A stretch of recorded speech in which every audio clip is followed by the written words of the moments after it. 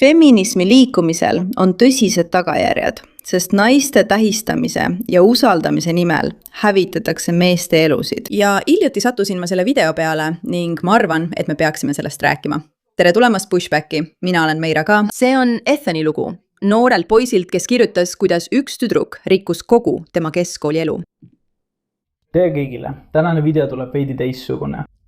Ma räägin täna millestki, millest olen juba mõnda aega tahtnud teiega rääkida. Ja see on ilmselt kõige kahjulikum asi, mis minuga mu elus juhtunud on. Nii, et lähme kohe asja juurde. Alustuseks ma olin 9. klassis, kui see juhtus. Ja põhimõtteliselt olin ma kohtingu maailmas väga uus. Enne 9. klassi polnud mul kunagi tüdruksõpra olnud.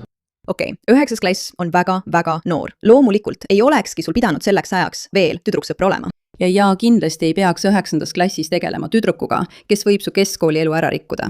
See on väga noor ja juba see iseenesest on natuke probleemne.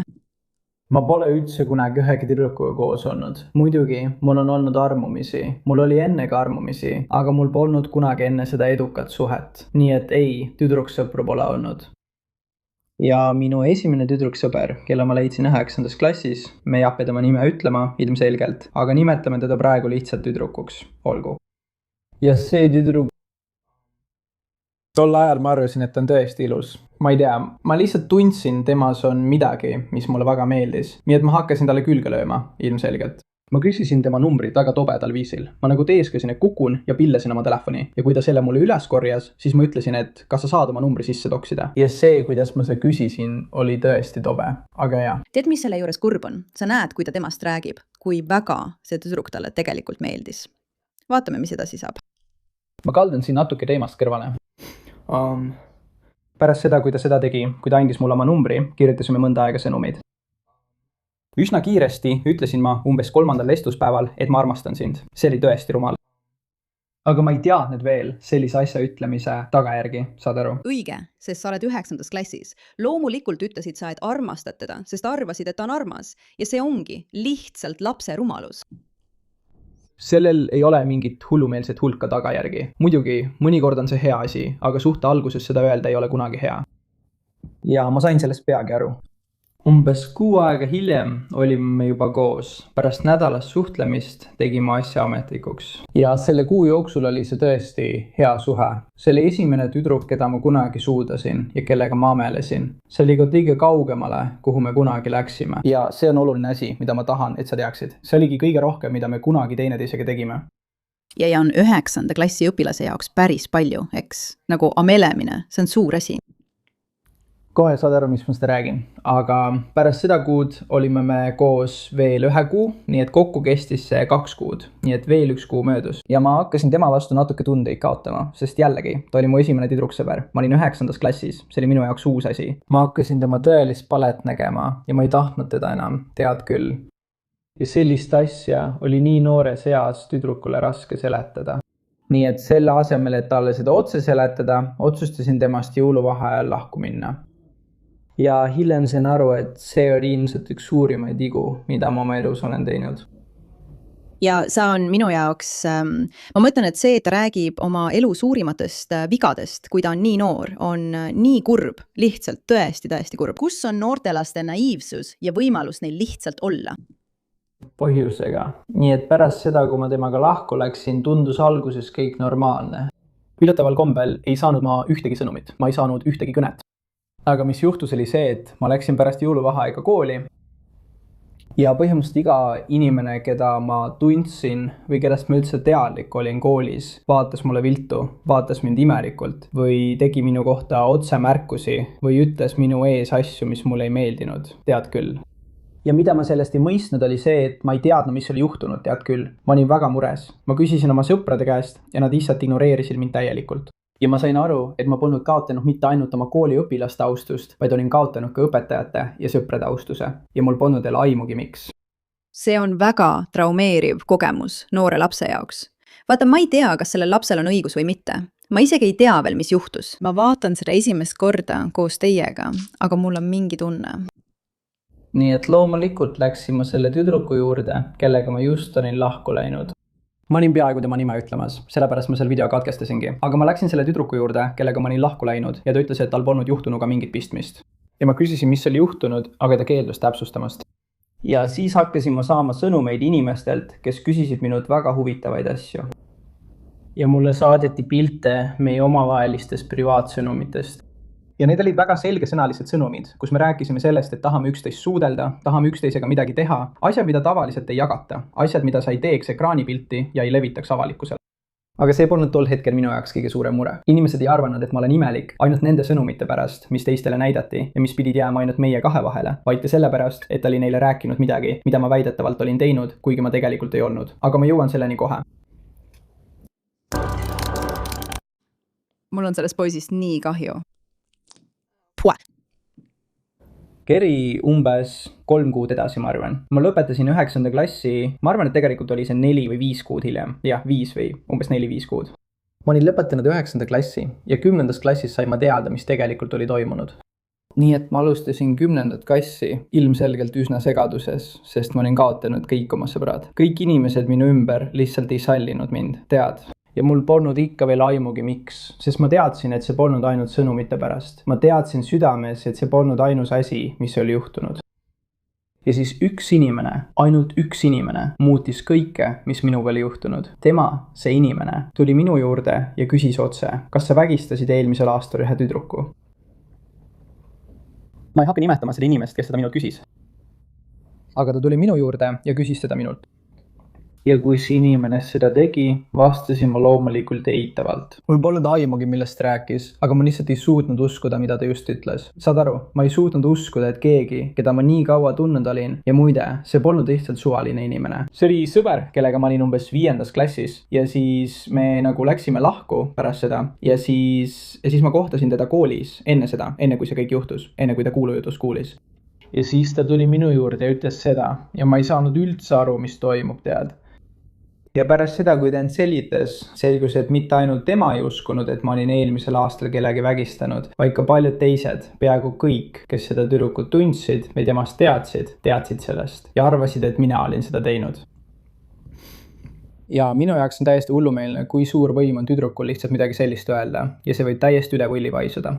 Sest peamine küsimus, mis mul siin on, peale selle, et see pole üldse õige, et keegi saab lihtsalt niisama sellise süüdistuse välja käia ilma igasuguse tõendita ja siis peab inimene selle tagajärgi kandma, nimelt mees. Mis toimub meie noorte tüdrukutega, et nad usuvad, et nad peavad nii käituma, et õigustada seda, et neid on haiget tehtud. Kust sai 9-aastane tüdruk sellise arusaama, et kui ta räägib loo, et teda vägistati selle poisi poolt ja sellepärast nad lahku läksid, sest ma eeldan, et just nii ta tegi, talle tehti haiget. Ta oli solvunud. Kuidas sai sellest norm? Kuidas sai sellest norm? Ja ma ütlen teile, see on Me Too liikumine. See ongi kõik. See on lihtsalt šokeerib. Nii palju, kui mina tean, olid alguses ainult privaatsõnumid. Ja siis keegi muutis selle millekski muuks. Ma ei taha ainult teda sellest süüdistada, aga keegi muutis selle seksuaalseks kallaletungiks. Ja siis keegi lihtsalt keegi lihtsalt muutis selle vägistamissüüdistuseks. Ma ei tea, kes need inimesed olid, kes selle kuulujutu minu kohta levitasid, aga seda polnud enam võimalik peatada, sest algsest juhtumist oli juba aasta möödas. Ja ma ei kaotanud selle tõttu ainult kõiki oma sõpru, vaid hakkasingi iseennast kaotama. Tead, ma hakkasin oma mõistust kaotama. Ja kui nüüd edasi kerida 11. klassi, siis pärast 2 aastat, mil mul ei õnnestunud leida tüdrukut ega üldse sõpru, leidsin lõpuks ühe tüdruku, aga see ei loe enam. Selleks ajaks oli juba 2 aastat möödas. Ja ainus põhjus, miks ma selle tüdrukuga kokku sain, oli see, et alguses oli tema üks neist, kes sellest sai uskunud ja arvas, et selle kohta pole piisavalt tõendeid ega kinnitust. Ta oli üks väheseid inimesi, keda ma kohtasin, kes sai aru, et ilma tõendite, kinnituste või millegi selliseta ei saa lihtsalt niisama kellegi kohta midagi sellist öelda. Ja tema puhul tahan ma teda selle eest tänada, sest jah, ta oli ilmselt ainus inimene, kes tol ajal sellesse ei uskunud. Aga jah, ma kaldun siin teemast kõrvale. Põhimõtteliselt viis see mind pärast nii pikka aega selle probleemiga tegelemist elu madalseisu. Ja kiiresti ma tahan lihtsalt öelda sellele tüdrukule, kes selle kõik algatas, käi persse. Ausalt, ma vihkan seda, et sa mulle seda tegid. ja ma tõesti loodan, et see jääb sulle meeldi, kui sa seda vaatad, sest tema viis mind sellesse punkti, see tüdruk, kes kuulujuttu levitas, viis mind sellesse punkti, kus ma tegin enesetapukatse. mitte ainult üks kord, vaid mitu korda. Ja siis oli üks konkreetne öö, kus mul oli kõik valmis pandud. Ma teadsin, et ma teen seda sel ööl. Aga siis tuli mu isa sisse ja nägi kõike. Ja järgmine asi, mida tean, mind saadeti vaimuhaiglasse, tead. Ja kõik see juhtus sellepärast, et üks tüdruk ütles midagi, mida ta poleks tohtinud öelda. Ja mida ma tahan, et sa mõistaksid, on see, et sa peaksid olema väga ettevaatlik, keda sa oma elus usaldad. Aga sa pead ka teadma, et peaaegu polegi võimalust. Ja ma ütlen peaaegu põhjusega, aga sellise asja puhul pole peaaegu mingit võimalust end kaitsta. Sest mida sa pead mõistma, on see, et inimesed, ja ma mõtlen kõiki, tahavad kuulda midagi sellist. Nad ei taha kuulda vastupidist, et see oli lihtsalt kuulujutt. Seda ei juhtunud. Neile meeldib selliseid asju kuulda, sest see annab neile millestki rääkida. Ja kui inimestel on millestki rääkida, siis see ongi kõik, mida nad teha tahavad. Ja seetõttu, kui asi puudutab midagi sellist, siis pole sul praktiliselt mingit võimalust end kaitsta. Parim, mida sellises olukorras teha saad, on lihtsalt oma eluga edasi minna ja mõista, et sinu tõelised sõbrad, kui nad tõesti on sinu sõbrad, ei usu kõike, mida nad kuulevad. Ja mõnikord, kui midagi sellist juhtub, ei ole see tavaliselt ka nii suure ulatusega, et kogu kool sellest kuuleb. Nii et ma tõesti loodan, et kellelgi, kes sarnases olukorras on, ei pea kõik sellest teadma. Aga jah, see on hullumeelne, mida üks tüdruk su eluga teha võib. Mis? Kohutav lugu. Vaata, me ei tea detaile, me ei tea, kas ta tegi selle video, sest võib-olla ta tõesti tegi midagi, aga just see ongi asja mõte. Sellise asja vastu pole võimalik seista ega võidelda.